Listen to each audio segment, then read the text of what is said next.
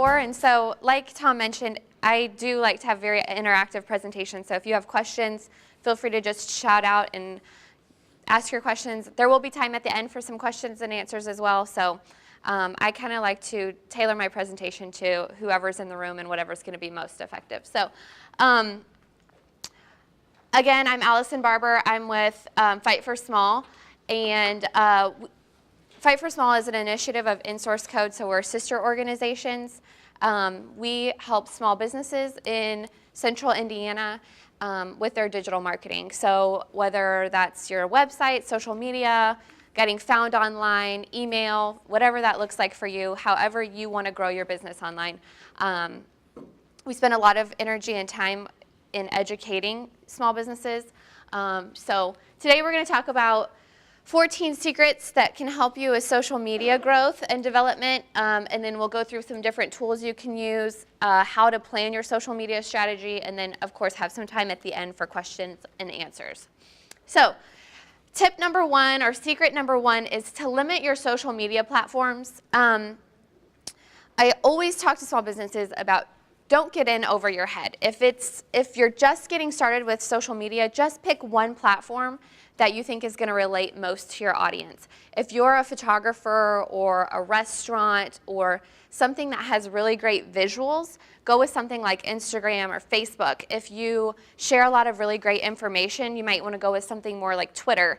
So wherever your audience is and kind of whatever types of information that you put out, choose a platform around that and do that platform really well. Once you've accomplished and conquered that one platform, go ahead and stretch out into other platforms. The worst thing that you can do is set up every social media channel and then post nothing to any of them. Because what that does to the public is if somebody's looking for your service and they come to your Facebook page and there hasn't been an update for 6 to 12 months, then they start to wonder, are these people still in business? What's going on with these people? Why aren't they posting on their Facebook or Twitter or whatever account? The second tip is to use advanced search. So specifically on Twitter, this is a screenshot from Twitter where you can specifically search different keywords on different ways based on location, based on the attitudes. So for example, if you have a mechanic shop or you're selling cars and you search car accident near your, or car won't start near your zip code, you could get a bunch of tweets there that say, hey, it's such a frustrating morning, my car wouldn't start this morning, of course I'm late to work again. And then you could then reply to them, hey, so sorry to hear your car wouldn't start this morning. If you need somebody, we're happy to help, or I hope everybody's okay. I heard I saw you had an accident. If you need anything, let us know, something like that. But that takes the corporateness out of you, and then you become a real person to people. And that's what social media is all about, is really getting your brand personality to connect with people's personal personalities. Because after all, social media does have the word social in it. So you have to socialize on social media. Okay, the third tip is to use tools. How many of you guys have just unlimited amounts of time to devote to social media? Right? Okay, one person. For most small business owners, social media is the very bottom thing on their list of things to do. It's maybe right above like cleaning the toilets. Like, okay, I could make time to get on social media before I decide I want to clean the toilets. But so we recommend using some different tools that can help with that. So Hootsuite, Buffer, there's a couple other ones up here that you can actually schedule your posts to go out. So you don't actually have to be sitting at the computer and posting your tweets right away. You can say, okay, I want to post this tweet on Monday. I want to post this Facebook post on Tuesday. I want to, post this to Google Plus on Wednesday, or, any mix of that. So you can schedule things to go out just like you would schedule jobs, if you're a mechanic or your restoration company, you would schedule your guys to go out. You could actually schedule your social media to go out. That's very helpful in just making sure that you consistently have information put out there. Okay, number 4 is to keep it relevant. Again, I'll go back to this, and you probably hear me say this a couple times, is that social media is meant to be social. So if your audience is, young people on Facebook who have never purchased an album or never bought a CD, then talking about how great of a discount that you have on CDs is not relevant to them. They're not buying CDs. If you're talking, if you know that your audience is within a certain demographic range, maybe their income level is a certain level, and so you're a home remodeler, and they're all living in homes that are $100,000 to $150,000, but you're posting pictures about this huge outdoor kitchen and granite updates and $50,000 or $100,000 kitchen update, and their whole home is $100,000, it's not relevant to your audience. So you want to make sure that whatever you're posting is connecting with your customers, because when something connects with your customer, then they're more likely to talk about it or share it. Does that make sense? Okay, my very favorite thing to do on social media is ask questions. I want to caveat that and say, if you don't have an active following yet on social media, you're probably going to be putting questions out there and not getting a lot of answers to them. So until you really get your Facebook or your Twitter or whatever social media platform you're using, till you really get people that are engaging with you on that platform, I don't necessarily recommend posting a ton of questions, because what's worse than not having questions is having a lot of questions that have no responses to them. But this slide specifically is really nice. It's an example chart of different types of questions to ask. You know, everybody was like, hey, do you like our X3000 or our X2000 better? And people are like, I don't even know what an X3000 is. So this will kind of give you some different types of questions to ask and get your mind thinking in different ways. So this one specifically is about the Mozart Summer Festival fan page. So specific questions: what's your favorite string quartet? Yes or no questions, you know what a yes or no question is. Timely. Timely, like yesterday was Earth Day, so, what is the most memorable thing you did on Earth Day, or something like that, something that's very relevant and timely. Edgy, this one specifically: do you think music in the schools should be cut from public school budgets? You would be surprised how people jump on edgy topics. I mean, they want to get their voice out there, they have strong opinions, and they want people to know about it. And that's what social media is all about. So don't be afraid to get some more edgy questions out there. Photos are obviously always great. True or false questions is kind of nice to people feel like they're smarty pants when they get it right. So that's always fun to help people boost their egos. Direct, do you think people love or hate classical music? It's very direct, to the point. Preference, do you like this or this better? Make sure you put in some fun stuff. If you were stuck on a deserted island with one Mozart CD to listen to, what would it be? Promoting events, if you guys have events or you're going to events, feel free to post those out there. Maybe some people that you know would like to attend those too. Experience, what was your favorite moment from our all-Mozart piano concert last night? Humanistic, have you seen someone fall asleep at a classical music concert? That's kind of fun. And then tips, what is your favorite restaurant for before concert dining? Helping people to have a better experience engaging with your brand. Then the last one, if Mozart's, it's a Mad Lib, if Mozart's fill in the blank was on the concert program, I would not miss it for the world.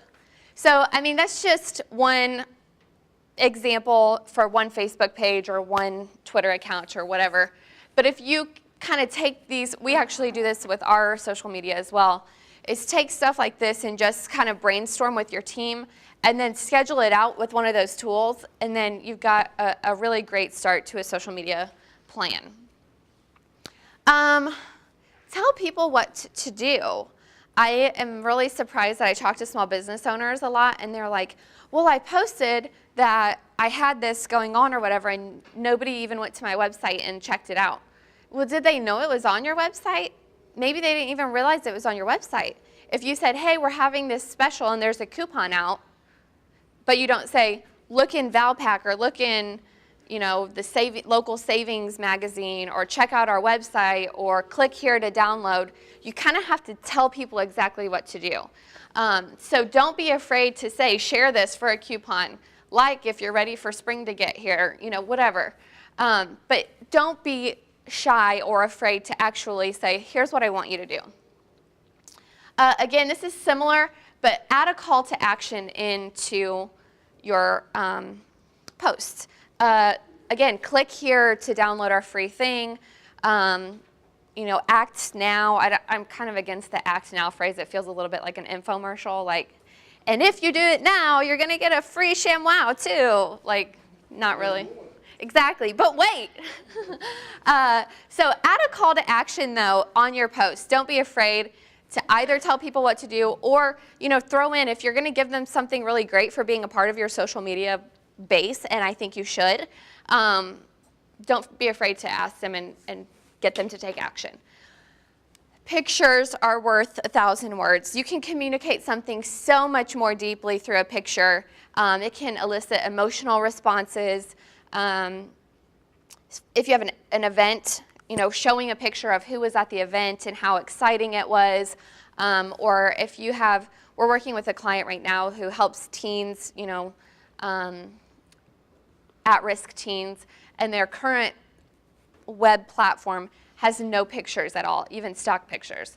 And that's such an industry that, you know, when people come to that website and they see people, you know, that have been helped, or even stock photos, you know, to respect people's privacy, but stock photos that show kids that are happy and healthy and, you know, living an upright life or whatever, that gets people wanting to get involved, wanting to donate, wanting to volunteer. So don't underestimate the power of pictures, and video for that matter too.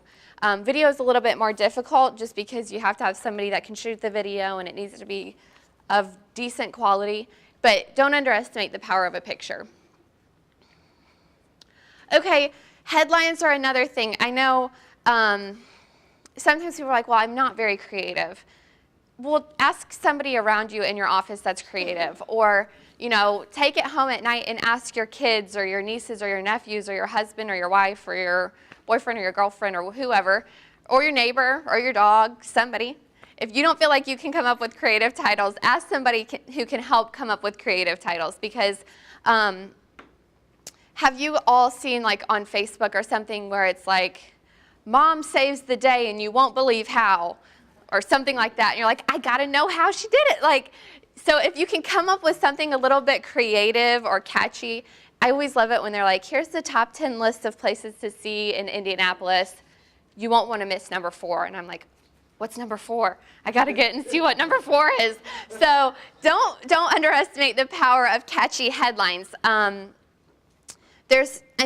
we like to even do things where the headline seems like almost unrelated. It's not unrelated, but it just captures like a random fact from the event. So like today might be like, and the Panera bagels were great, or something like that. You know, it's like, what?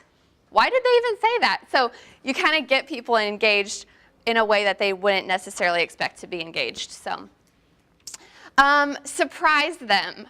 So there was an email marketing company that was doing a whole bunch of these memes, and don't you wish your email was hot like mine?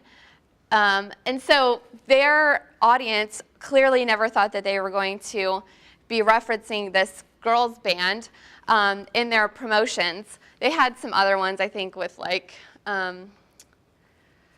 Ryan Gosling and, you know, all these different funny memes. And it really did a great job with their brand and getting people engaged with their brand and made it more memorable. So don't be afraid to do something a little surprising or unexpected. Love it and list it. People love lists. Like, I don't know why. I think it's because it's easy to digest. They're not reading a whole article. They're just like getting the bullet points. Here's the top 10 list of, you know, reasons why you need to have your oil changed so your car doesn't die should be number 1. Or top 5 places you need to see, or, you know, lists, just lists. studies have shown that lists are so much more engaging. And again, you don't have to be as creative, back to the couple slides back, with your title. If you're like top 10 lists of the places that you need to see, people are like, oh, I got to see these places, right? You don't have to get that creative. The next one is be consistent. So if you post like once every month, that's probably not going to be exactly good. I mean, it's better than nothing, right?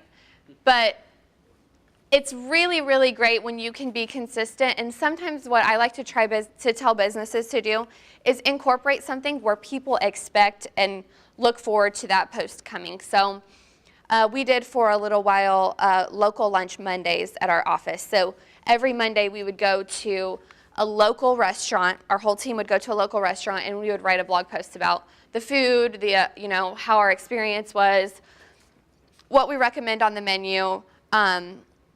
And clearly, I mean, we're not in the restaurant business, so it's not like we really needed to do that.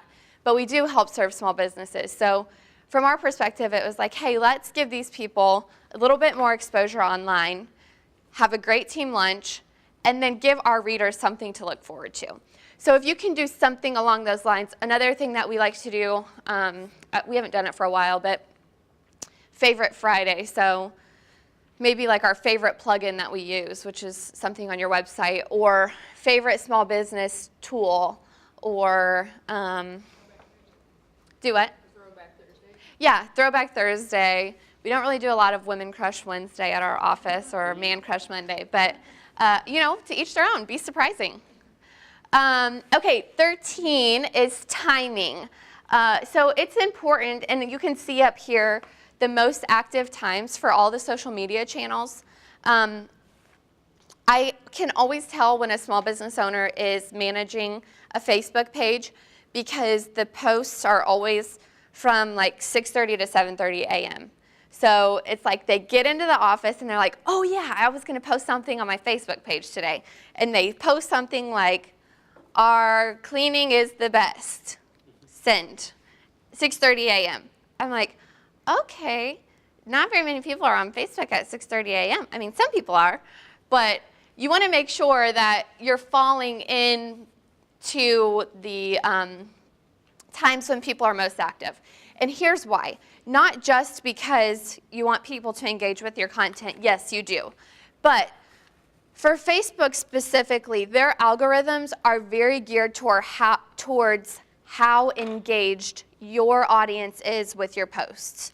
So if you're consistently posting things and nobody's liking them, nobody's commenting on them, and nobody's sharing them, then even though you've worked so hard to get those people to like your page, they're not going to see it in their newsfeed. So it's kind of a double whammy with Facebook specifically. You have to work really hard to get them to like your page, and then you have to work really hard to get them to keep seeing information on your page. So that's why it's so important to figure out the timing of things that work well for your specific social media channel. We do a lot. Every month we'll just do a report of what posts and pictures and all of that was the most engaging. And surprisingly, we did a couple meme type things with our audience, and we threw in like a quote or two one month, and the quotes, like we were expecting the memes because they were funny to just like, oh, we're so clever and funny, and they're just gonna share them and like them and comment like, oh my word, you guys are so funny. No, that didn't happen. Instead, they were all like loving the quotes. It was like, the biggest hindrance to being a small business is thinking like a small business or something like that. And oh my word, it got shared and it got liked and it got commented on. And so if we hadn't gone back and looked at our actual data and said, what is actually resonating with our audience, we probably would still be posting stupid memes and not really posting as many quotes, which would have hurt how many people actually see our content moving forward. Does that make sense? There's also on Facebook, they have a way that you can look on your analytics and see where everybody is when your users are on. Yes. So for instance, one of my clients, it's not like until 8 o'clock. Yeah. So, some of them are 1 to 4, but yeah. You just want to make sure you. Yes, but yeah, certainly, different audiences have, or different pages have different audiences. But, my point of I can tell when a small business owner is doing it. If you looked at LinkedIn, it's 7 to 9 a.m. So it fits when they should really be posting to their LinkedIn page. They shouldn't be posting on their Facebook page. So timing. The last one is to don't be afraid to use what you've got. I talk to people a lot that say, gosh, I just don't have anything that I would like to post or that would be post-worthy to my social media or my website or whatever. And I'm sitting across the desk from them, and they have a whole wall of awards. You know, Super Service Award from Angie's List, Better Business Bureau Award, all this other stuff. And I'm like, oh, really? That's weird. Or like a plaque with them having been written up in the Indy Star or something like that. I'm like, yeah, I could see why you don't have anything that would be worth posting. Like, do you see this wall? And then another thing that I like to talk to organizations about is people like to know other people. So I always encourage people to highlight their employees. Once or twice a month, post a picture of an employee and say, hey, this is Joe. He's our customer service manager, or he's our accountant. And I always say post something that even their friends probably don't know about them that they are comfortable sharing. So what's your name? How long have you been with the organization? What's your role? You know, what do you like to do? And what's something people don't know about you? And it makes for a really engaging, fun little post. And mommies and grandmas and wives and everybody love to share them because they're like, oh, my husband got highlighted on his company Facebook page. And it's, again, some things you wouldn't think, but it really does do that. Okay, so this is a very, very, very basic, anybody can do it type plan. And I just did it I did this one in Excel, and it's very basic, but it's fairly easy to follow. So on the left-hand column, we went through and put in what we were actually going to be posting. And this is really great if you're creating social media plans for somebody else to implement. I've worked with a couple small businesses, and I'm like, basically what I just said, like, highlight your employee. And they're like, this is Joe. All right, cool. Wow, that's so interesting. So I like to make sure that when we are working with somebody, we give them specific information. Like on my team, I had a new social media guy start, a new content guy starting, and at first I was kind of giving him specific directions as far as what exactly to post, and then as he learned and started posting, he actually really enjoys making the social strategy now. But it's helpful for you to A, know and approve what's going out, and B, not have to do it all yourself. It takes maybe an hour, depending on how witty and creative and well you know your business, probably take maybe an hour to do a month or a quarter of planning. So what I do here is figure out exactly what you're going to be posting word for word, what date you want it to be posted, what platform you're going to post it to, and then any links or notes. So for example, if you're going to post something that you want a link to go through or to link to something, I'll put the link over in this column. If you're going to post a video or a photo, I'll put that link over here. The other thing that I'll put over here is like for a note, make sure that, I don't know, make sure you've interviewed the actual person you're highlighting, or, you know, whatever. Call the client before we post this to let them know it's actually going to be going up today, or remind them that it's going to be going up today. So specifically if you have somebody else managing this, notes is a nice way to kind of give them a little added direction outside of what you've set up initially. Those are my tips. One thing I do want to add to the presentation is that advertising on social platforms is fairly new, and or it's come a long way since its inception. So if you're looking to grow your social media platforms, I would suggest doing some advertising, because you can get, for instance, on Facebook, I mean, we've seen getting new likes for as little as 5 and 10 cents a like, which is like, you can't beat that. So what that does is it does get people in your specific demographic, area of reach, and all of that stuff engaged with your brand. But then it also, when somebody goes to your Facebook page and you have 1,000 or 2,000 or 3,000 likes and your competitors have 10 or 20, they're like, these people must be doing something right because look at all these people that will like their Facebook page. So you can target, specifically on Facebook, you can get crazy. I like to call them creeper ads because, I mean, you can really, really get specific as far as, you know, age, income, things they like, hobbies, schools they went to, are they married, are they divorced, are they single, do they have dogs? I mean, you know, you can get really, really detailed. Things that even AdWords on winning search quite haven't caught up to, and you'll spend a whole lot more money on search ads than Facebook ads. So, and then Twitter ads, it's like you just do promoted tweets and they show up in feeds of people, which is really great too. But I know all small businesses don't have budgets to do stuff like that. So I just wanted to throw that in there. If you do have a little bit of marketing budget to play with and you want to grow your social media a little bit more aggressively, I would definitely look into some ads. So any questions? So I like to lean on the 80-20 rule. So 80% of your content should not be selling, and 20% of it could be promoting your business. And when I say promoting your business, I don't necessarily mean like a hard sell. Going back to what is the point of social media anyway, and that is, thank you, that's connecting with people that are in your audience or customers. And so you wouldn't go up to somebody on the street and be like, hey, have you heard about our new coupon? Right? You'd be like, hey, how are you? Hey, did you hear about, you know, whatever was going on and blah, blah, blah, blah. And then when they say, hey, you know what, I've been meaning to get my car fixed. Well, you know we have a 10% off coupon going on right now, right? So you're going to kind of throw that in when it's appropriate. And so when it's appropriate is like 10 or 20% of the time on Facebook or Twitter or social media.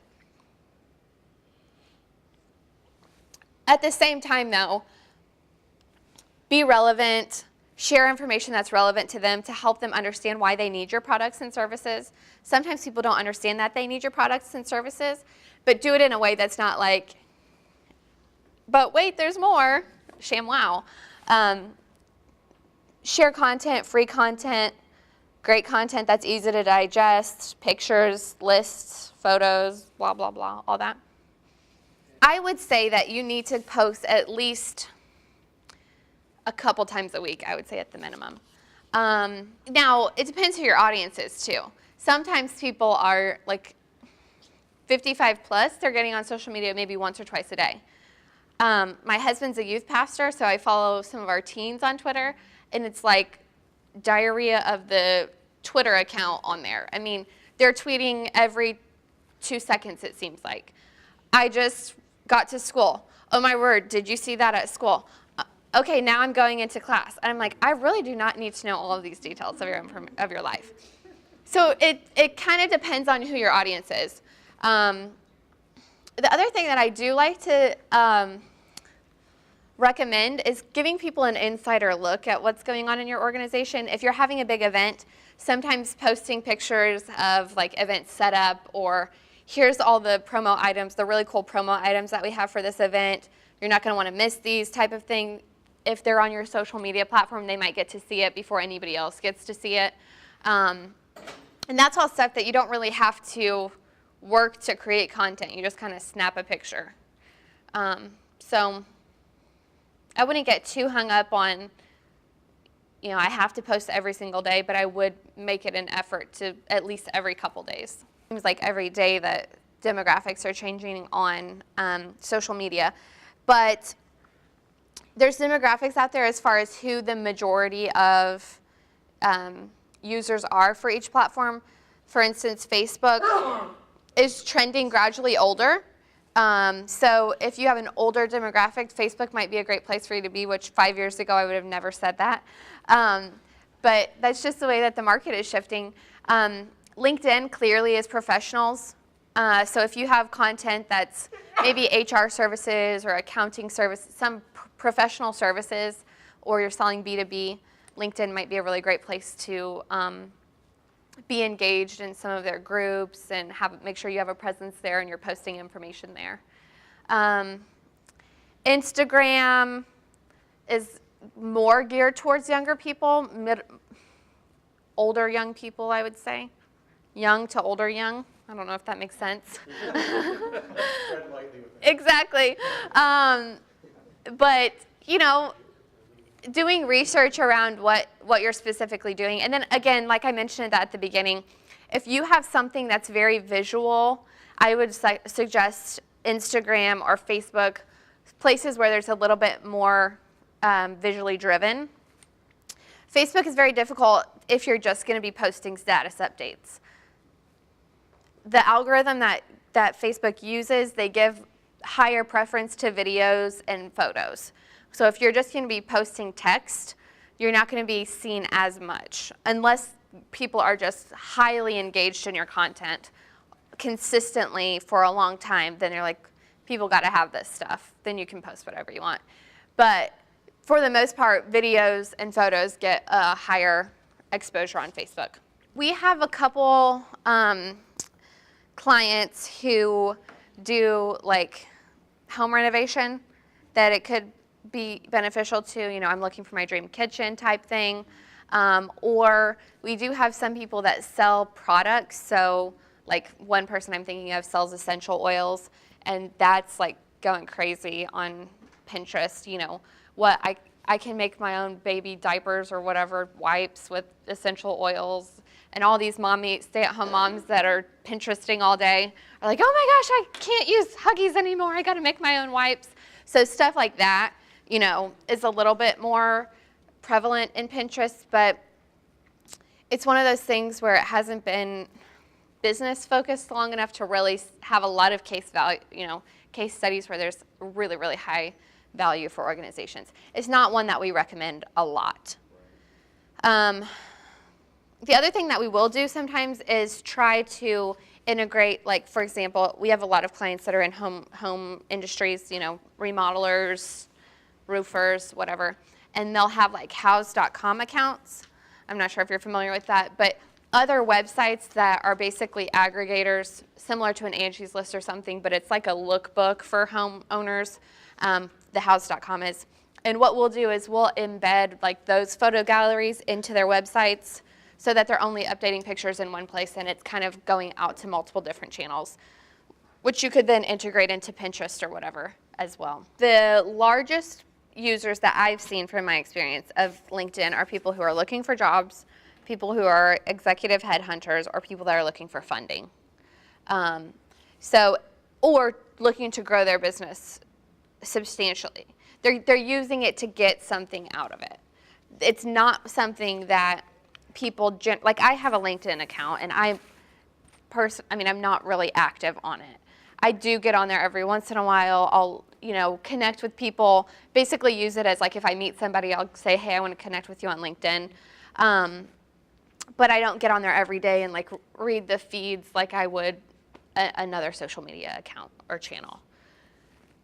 A lot of people use it for research too. So the groups, if you're a part of groups, it's nice to engage with people. I was working with a client that was doing some phone campaigning. It was a tool to do like at-home phone banks for political candidates. So you get all these campaign managers specifically on mayoral or gubernatorial campaigns that either have never done it before or they haven't had a lot of experience. So they'll get onto these channels or groups or whatever on LinkedIn and say, hey, what have you found to be the best here? So that was a good opportunity for them to get in and say, hey, you know, we've helped so-and-so with such and such. We also recommend X, Y, and Z. You know, so you can kind of show some expertise with groups on LinkedIn, but it's a little bit more difficult to control from a marketing perspective. It's more like, hey, I need you to take initiative and get on and join these groups. And when you get a notification that a new question's been posted or a new comment has been added, you need to go on and check it out and make sure. So it's a little more tedious. We have a client who does baseball recruiting, trying to recruit high school kids get recruited for college, and Facebook is working phenomenal for them. We've got them taken to a landing page that's get your free evaluation to see if you're able to be recruited. Facebook, so they see the ads on Facebook, drives them to the website. When they get to the website, it drops a cookie. Every time they go back to Facebook, they see the ads again. So it's working very, very well for them. It's a very good return on their investment. I wouldn't say that that's going to work for a B2B or even a B2C product. That's more of a service. So that's working very well for that market. We have a cell phone repair company that we're working with, and we're focusing a lot of energy on search engine optimization for them. So not necessarily social for them, because if somebody drops their phone, they're going to go straight to Google and say, where can I get my phone fixed? So it's really trying to target what are their objectives, who are their audience, what are their behaviors, and then kind of targeting it from there. So it's very difficult to say, specifically. I know exactly how that's going to work. But I would go back to the audience, and once you get your audience profile, then figure out, goal. The biggest thing that small business owners don't usually start with is what does success look like? So, I can put you on Facebook all day long and get you 1 million likes, but if you're not getting any dollars out of it, what does success look like in your mind? When we finish this campaign, or when we finish, this plan, what's going to make you say, oh my gosh, I've got to hire you again? So if success for you looks like more jobs, then you're going to say, did you get more jobs? And I always like to go back to what you learn in college or business classes is SMART objectives. Are they realistic, timely, achievable, measurable? And I forget what the S is, but you got to make sure you can't just say, I want to grow my business. Well, I can help you grow your business, but from my perspective, I always like to do a lot of the front end work and say, okay, tell me specifically, if you could have one type of customer all day long, what would that one customer look like? What's the very best customer you could have? And somebody might say, oh, that's easy, that's a roofing job. Or, oh, that's a kitchen remodel. Or, hey, that's somebody that needs their whole house redone. Or they might say, hey, we just want to do front doors. Or, we need somebody that wants to buy a service for $20 a month or $100 a month. So once you can get down to what's your very most profitable thing that you do, and let's build your campaigns and your objectives around that. And then we do a lot of measuring how much are they paying, if we do advertising for them, how much are they paying per conversion or per click, whatever they're looking to accomplish. Is traffic to their website going up? Are they staying on their website longer? Are they engaging with content on social platforms? We just have a lot of different metrics that we like to use as indicators, and those are some of them. How long are they staying on websites? What does their bounce rate look like, which is when they come to your website, do they leave immediately? The higher the bounce rate, the worse usually. That being said, your homepage is almost always going to have a high bounce rate. Just throw that out there. People are like, I got to get this bounce rate down. Or your contact us page. Once they get your contact us page, they're probably going to contact you and then leave. So it's okay if they leave from a contact us page. So those are some of the different metrics. I don't know if that answers the question. I usually say give it a good 3 to 6 months. Now that being said, if you're bleeding money, if it's not working at all, then you probably need to try something else. What we like to do specifically with clients that we're working with is we do a monthly, basically, evaluation of everything we're doing. When we started the month, this is where you were at. When we finished the month, this is where we're at. This is how many people have submitted the form on your website. This is how many people have engaged with your content. This is how many clicks you got. This is what the clicks were for. This is how much it cost. Here's the people that filled out the form. Tell me about them. Did you close them as leads? Were they good leads? Were they bad leads? Do you feel like when people are calling you, they're just price shopping? When they're calling you, are they ready to buy?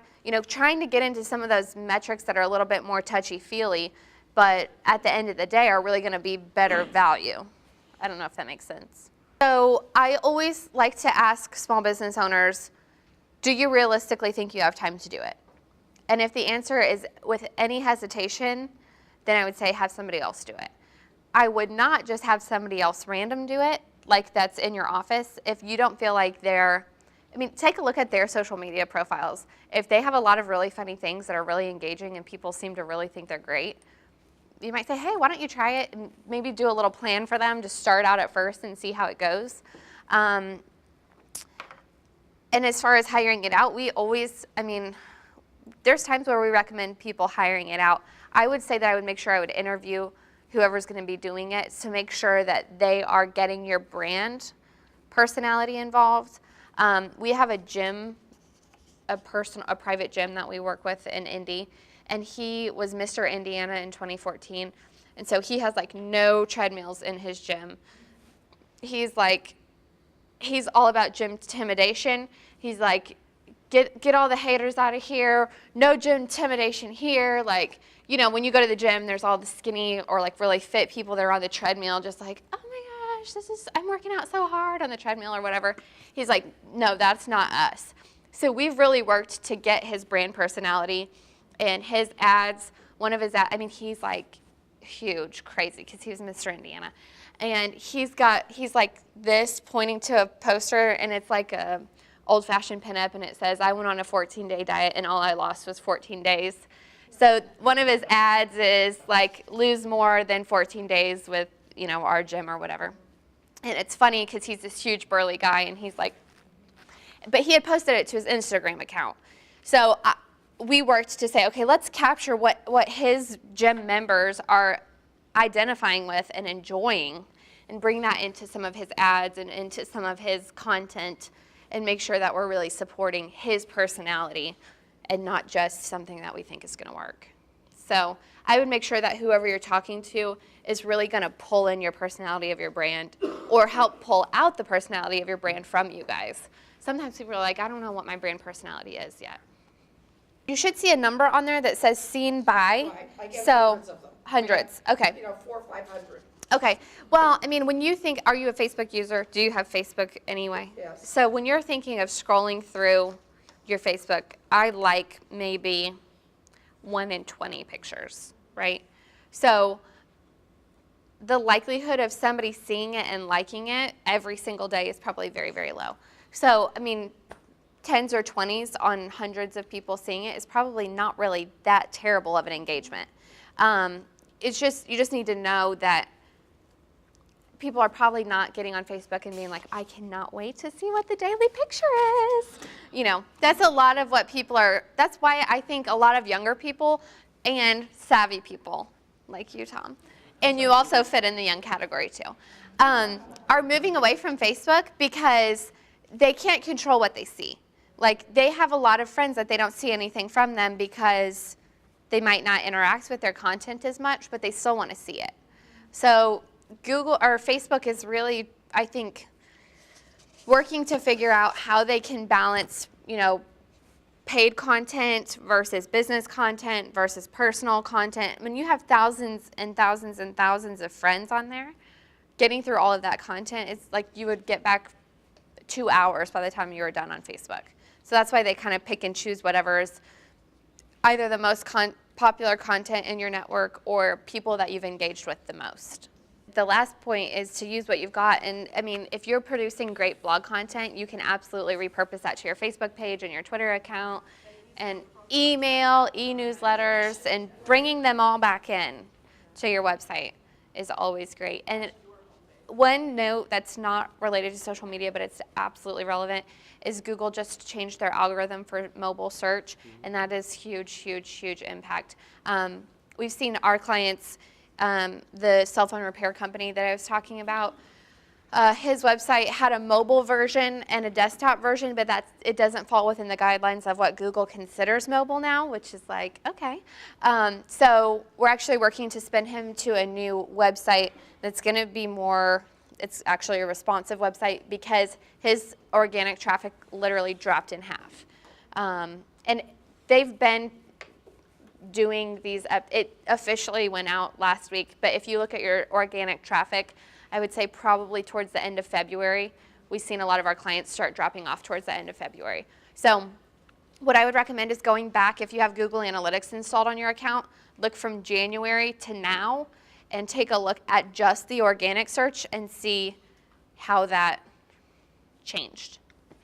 And it is just for mobile search, but a majority of people have around 50% of mobile traffic to their site. The cell phone repair company had 63%. So, I mean, it was a huge percentage of their business. So it's very important for them to get that figured out. My very favorite way is to ask their audience.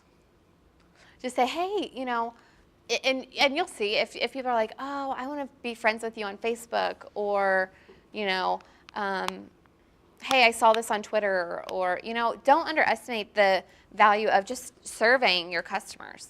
You know, hey, you're a really great customer. Would you mind if I asked you a couple questions to try to attract other great customers like you? You know, that's what I always go back to that. I'd be careful with saying capturing information from them, because that, I mean, I always like to say that you want to make sure that you can provide the content that they want in the ways that they want it. So just because you have their email address doesn't mean that they want you to send them a newsletter every day or every week or every month. Maybe they don't really care about your newsletter.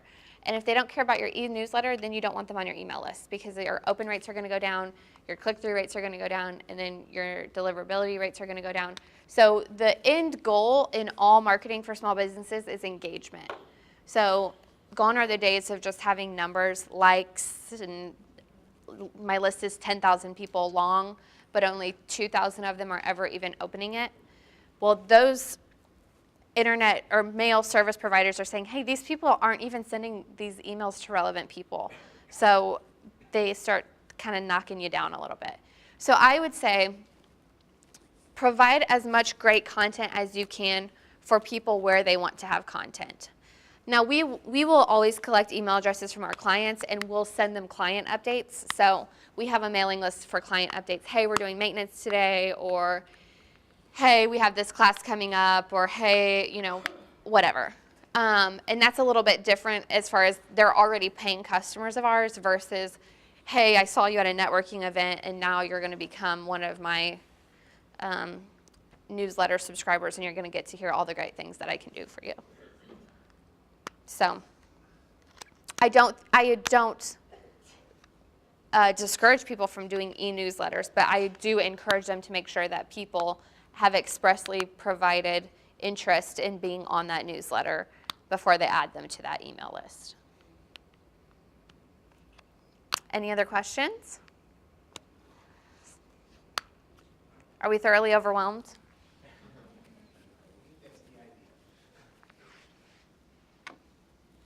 Thank you so much.